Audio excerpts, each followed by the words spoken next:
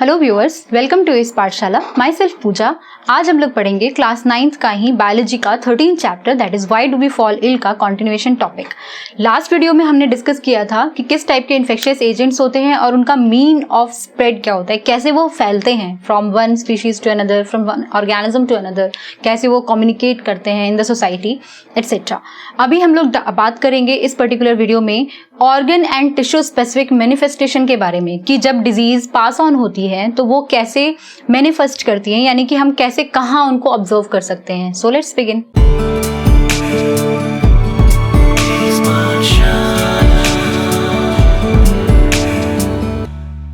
So in today's class हम लोग बात करेंगे organ and tissue specific manifestation के बारे में। ठीक है, किसका मैनिफेस्टेशन यहाँ पे? डिजीज का, ऑफ कोर्स माइक्रोब्स का। ठीक है, तो वो कैसे किसी ऑर्गन किसी टिश्यू में जाते हैं। तो बेसिकली हमें ये टॉपिक पढ़ने की जरूरत क्यों पड़ी? क्योंकि एज अ ह्यूमन बीइंग हमारी बॉडी तो बहुत बड़ी है, तो जो पर्टिकुलर माइक्रोब हमारी बॉडी में आ रहा है वो कहाँ से आ रहा है और कहाँ जाएगा, यानी कि from where they are coming, वो तो हमने पढ़ लिया कहाँ से आया। ठीक है, अब ये कहाँ जाएगा? Where do they reside. अब ये आ तो गया है, लेकिन फिर उसके बाद कहाँ जाएगा? नेक्स्ट क्वेश्चन कम्स कि क्या सभी टाइप के माइक्रोब्स, यानी ऑल माइक्रोब्स जो हैं, क्या ये सेम ही साइट पे जाते हैं बॉडी में? All microbes, do they travel to the same site और different site, यानी कि बॉडी में क्या वो सभी एक ही जगह एक ही पर्टिकुलर ऑर्गन में जा रहे हैं या अलग अलग जगह पे जा रहे हैं? सो इस तरह के जो सारे क्वेश्चंस हैं उनको आंसर करने की हम अभी इस वीडियो में कोशिश करेंगे। So first of all let's discuss कि ये सारे जो माइक्रोब्स हैं ये जब बॉडी में आते हैं तो वो कहाँ से आते हैं, फिर वो उसके बाद कहाँ कहाँ ट्रैवल करते हैं। सो हमारी बॉडी में जितने भी टाइप के माइक्रोब्स एंटर करते हैं उनका मोड ऑफ एंट्रेंस जो होता है वो डिफरेंट होता है ना। जैसे कि हम लोगों ने डिस्कस किया था अपने पिछले ही वीडियो में कि मीन्स ऑफ ट्रांसपोर्ट अलग होता है, यानी कि कुछ ऐसे माइक्रोब्स होंगे जो क्या होगा, थ्रू माउथ आएंगे। तो अगर वो माउथ के थ्रू आ रहे हैं तो जो टाइफॉइड कॉजिंग बैक्टीरियाज होते हैं, जैसे कि अगर हम बात करते हैं, अगर मान लीजिए वो थ्रू माउथ आ रहे हैं, ठीक है, तो अगर ये थ्रू माउथ आ रहे हैं, इसका सबसे बेसिक एग्जाम्पल हो गया सैल्मोनेला टाइफी। साल्मोनेला टाइफी क्या कॉज करता है? टाइफॉइड। ठीक है, तो ये जो है ये टाइफॉइड कॉज करेगा। तो ये जो बैक्टीरिया है ये थ्रू माउथ आ रहा है, तो यानी ये माउथ के थ्रू आ रहा है, तो जो भी गट लाइनिंग है वो वहां जाके मैनिफेस्ट हो जाएगा, वहां जाकर के वो डिजीज और सिम्टम्स क्रिएट करेगा। वैसे ही अगर हम बात करें ट्यूबरक्यूलोसिस की, तो ट्यूबरक्यूलोसिस जो होगा उसमें क्या होता है, वो एक रेस्पिरेटरी डिजीज है, वो वाया नोज जा रहा है, तो वो क्या हो रहा है, वाया रेस्पिरेटरी सिस्टम को हैम्पर कर रहा है। इट मीन्स वो जाकर के लंग्स में इन्फेक्शन करेगा, तो वो वहीं रहेगा, वहीं डिवाइड करेगा और वहीं के ऑर्गन्स को खराब कर रहा होगा। ये जाएगा तो ये जो गट लाइनिंग है उसमें प्रॉब्लम कर रहा होगा। अगर कोई लिवर की प्रॉब्लम है, से फॉर एग्जाम्पल अगर हम कोई लिवर डिजीज की बात करते हैं, तो वो भी जा कैसे रहा है, वाया माउथ ही जा रहा है। ठीक है, लेकिन ये जा करके किसको परेशान कर रहा है? लिवर को, जैसे कि जॉन्डिस के केस में होता है ना। ओके, लेकिन ऐसा हमेशा नहीं होता है ना। ऐसा नहीं हम बोल सकते हैं कि जो जिस मोड से आया है उसी तरह के ऑर्गन या उसी तरह के टिश्यू में जाके फंक्शन करेगा।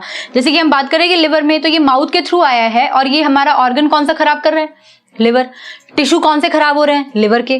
तो यानी कि ये हर सिनेरियो में सही नहीं है। जैसे कि मान लीजिए हम एड्स का ही एग्जाम्पल देख रहे थे। एड्स एक बहुत अच्छा और बहुत इंपॉर्टेंट एग्जाम्पल है अभी आपके सिलेबस के हिसाब से। जब हम एड्स का एग्जाम्पल देख रहे थे, इसका मीन ऑफ ट्रांसपोर्ट क्या था? सेक्सुअल था और ब्लड भी था और मदर से भी था, है ना। तो ये 2-3 टाइप के ट्रांसपोर्ट मेथड से आ रहा है ना। Human immuno deficiency virus, that is HIV virus जो होता है, यानी ये जो वायरस है उसका नाम HIV है और ये जो डिजीज है उसको हम एड्स बोलते हैं। तो ये जो HIV है ये अलग अलग मीन्स ऑफ ट्रांसपोर्ट से आ रहा है। तो ये जब जा रहा है सेक्सुअली, लेकिन इसका ये मतलब नहीं कि किसी रिप्रोडक्टिव सिस्टम को खराब कर रहा है। ये क्या करता है, ये जाता है और जा करके हमारे जो लिम्फ नोड्स होते हैं उनको खराब करता है। ठीक है, ये जो वायरस है इसकी जो इसका नाम हमने जब पिछली वीडियो में हमने डिस्कस किया था, ह्यूमन इम्यूनो डेफिशिएंसी वायरस, इसके नाम में ही इसका सिम्टम छुपा हुआ है, human immuno deficiency. Immune system क्या होता है हमारा?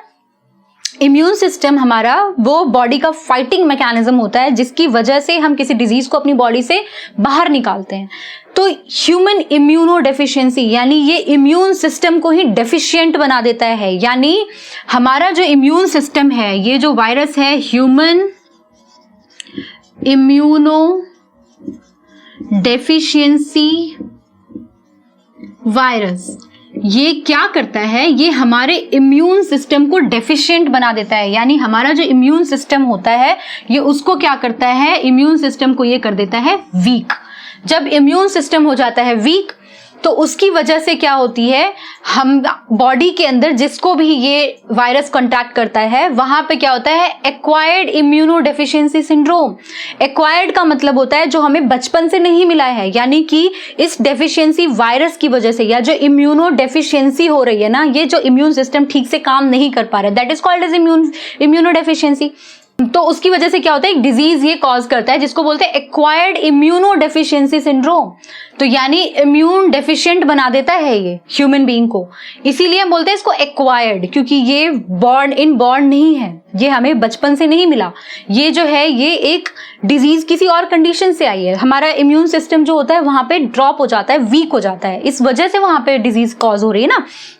तो दैट्स वाई ये जो इम्यून सिस्टम वीक होता है, इसके इम्यून सिस्टम के वीक होने की वजह से क्या होगा, जब बॉडी में कोई भी और तरह का इन्फेक्शन हो जाए, जैसे सिंपल कॉमन कोल्ड ही हो जाए या कोई कट ही लग जाए या कुछ भी हो जाए, तो वो जो कोल्ड है ना बॉडी के पास, हमने क्या डिस्कस किया था कि जो हमारे अंदर जो भी डिजीजेस होती हैं उसमें क्या होता है? इम्यून सेल्स होते हैं, है ना।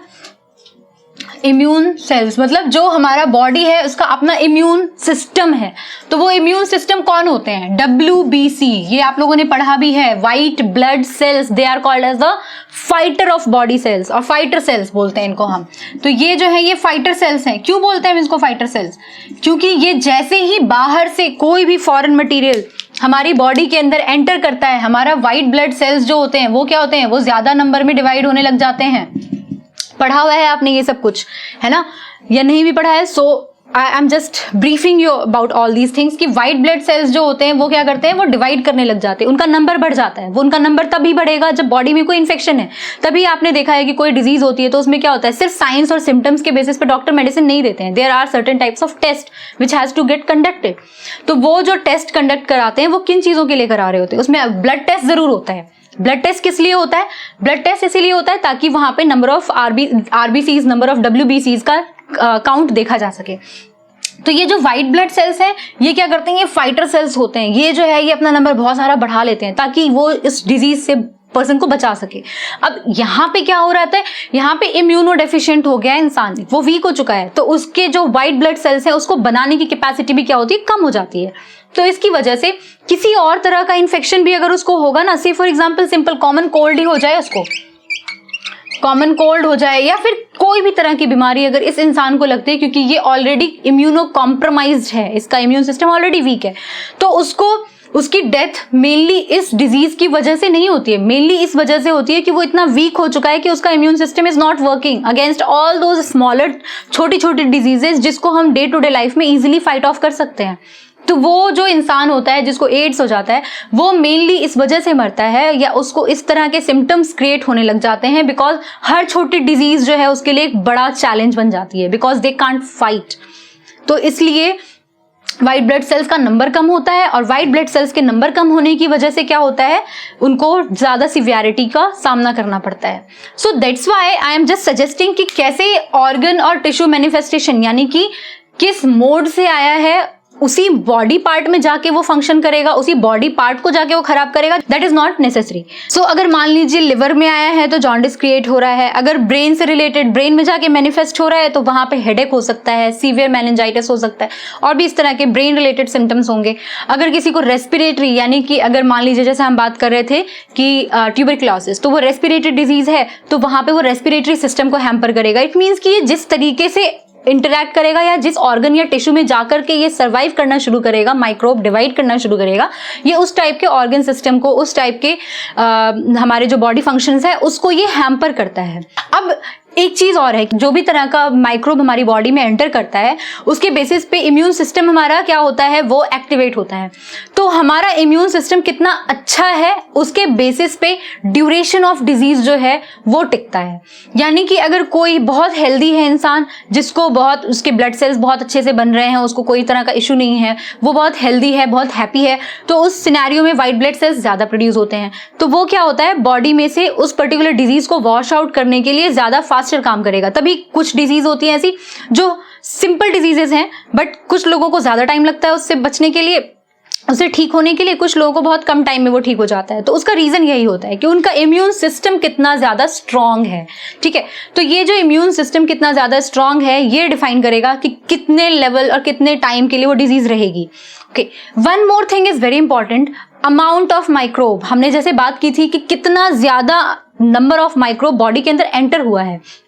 ज्यादा नंबर ऑफ माइक्रोब एंटर हुआ है, वायरल लोड या बैक्टीरियल लोड ज्यादा है, तो वहां पे क्या होगा, डिजीज सीवियर होगी, ज्यादा टाइम लगेगा उसको क्लीन करने के लिए। लेकिन वहीं अगर कम अमाउंट ऑफ वायरस है, कम अमाउंट ऑफ माइक्रोब है, तो हो सकता है वो अननोटिस भी चला जाए, वो पता ही ना चले। जैसे कि सिंपल सा एग्जांपल अगर हम बात करें भी कोविड का जो चल रहा है, उसमें हमने देखा है कि कुछ लोग होते हैं जो एसिम्प्टोमेटिक होते हैं। क्यों एसिम्प्टोमेटिक होते हैं वो? क्योंकि उनका इम्यून सिस्टम थोड़ा सा बेटर है उनसे। एक तो पहली चीज, दो चीजें हैं इसमें। एक तो पहली चीज ये कि उसके पास जो वायरल लोड था वो बहुत कम आया, उसको 2, 4, 10 वायरसेस ने इन्फेक्ट किया।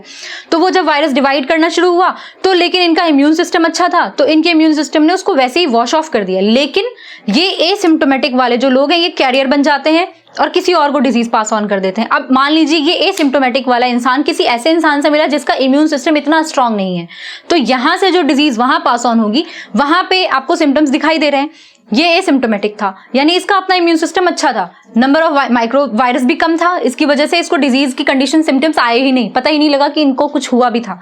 लेकिन ये किसी और पर्सन को डिजीज पास ऑन कर रहा है। That's why amount of microbe will also define कि डिजीज की सिवियरिटी क्या होगी, प्लस हमारा इम्यून सिस्टम विल डिफाइन कि हम डिजीज को कितना फास्ट उससे फाइट ऑफ कर सकते हैं और अपनी बॉडी से निकाल सकते हैं। So this is all about the organ and tissue manifestation of this particular chapter's video.